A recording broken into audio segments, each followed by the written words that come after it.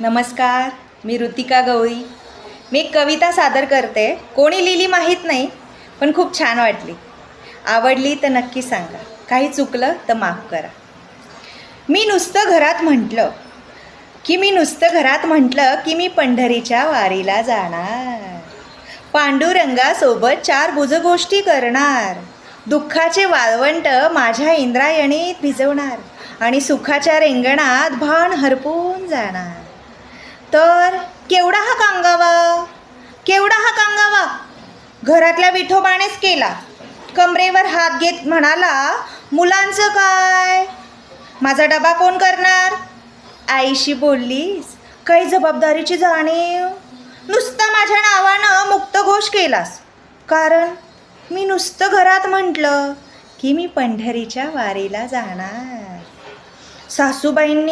सासूबाईंनी तर पार आवडीचं मौनच घेतलं. टाळ चिपळ्यांच्या नादानं अख्खं स्वयंपाकघर दुमदुमलं.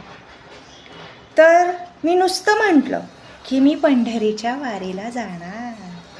छोटी मुक्ताई वाट अडवून उभी राहिली. मोठ्या जणीनं व्याकुळ नजर दिली. आईच्या टाहोचा एकच गजर झाला, कारण मी नुसतं म्हटलं की मी पंढरीच्या वारीला जाणार.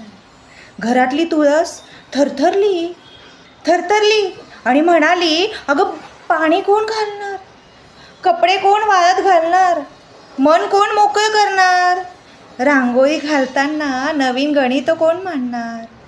हो, तिनंही ऐकलं होतं, रांगोळीनंही ऐकलं होतं की मी पंढरीच्या वारीला जाणार. ती दारातूनच म्हणाली की तू थांब इथेच, नको करू वारी, अगं हीच तुझी पंढरी, भरला संसार घरी. पांडुरंगा हृदयी जन्मोजन्मी सलगी माझी, कळविल सारी त्याला सुख दुःख तुझी.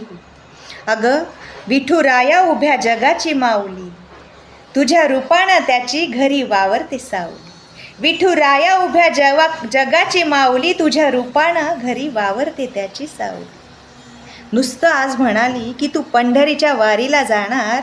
अगं माऊली विना हा गाभारा मात्र रित्या होणार. नको जाऊस, अगं हीच तुझी पंढरी.